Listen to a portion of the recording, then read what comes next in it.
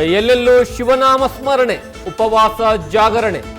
ಬೆಂಗಳೂರು, ಮಂಡ್ಯ, ದಾವಣಗೆರೆ ಸೇರಿ ಎಲ್ಲೆಡೆ ಪೂಜೆ ಪುನಸ್ಕಾರ.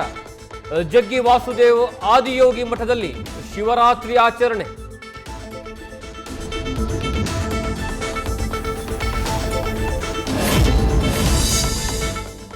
ಕಲಬುರಗಿಯ ಕೋಟೆಯಲ್ಲಿ ಪೂಜೆಗೆ ಯತ್ನಿಸಿದವರು ಪೊಲೀಸರ ವಶಕ್ಕೆ. ಇತ್ತ ಆಳಂದದಲ್ಲಿ ರಾಘವ ಚೈತನ್ಯ ಶಿವಲಿಂಗಕ್ಕೆ ಪೂಜೆ ಸಲ್ಲಿಕೆ. ಗದಗ್ನಲ್ಲಿ ಶಿವರಾತ್ರಿ ಎಂದೇ ಶಿವಲಿಂಗ ಭಗ್ನ.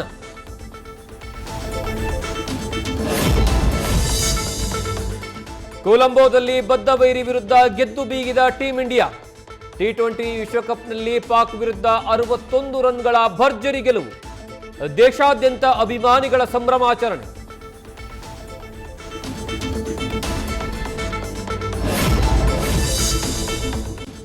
ಶಿವರಾತ್ರಿ ದಿನವೇ ಕುರ್ಚಿಗಾಗಿ ಬಂಡೆ ಬಣದ ಶೀತಲ ಯುದ್ಧ.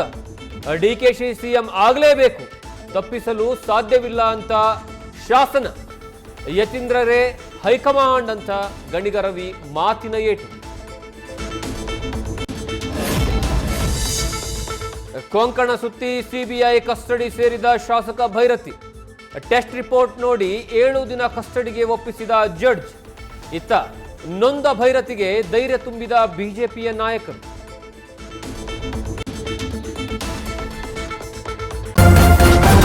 ನ್ಯೂಸ್ ಫಸ್ಟ್, ನಿರ್ಭೀತಿಯಿಂದ ನಿಮ್ಮ ಪರವಾಗಿ.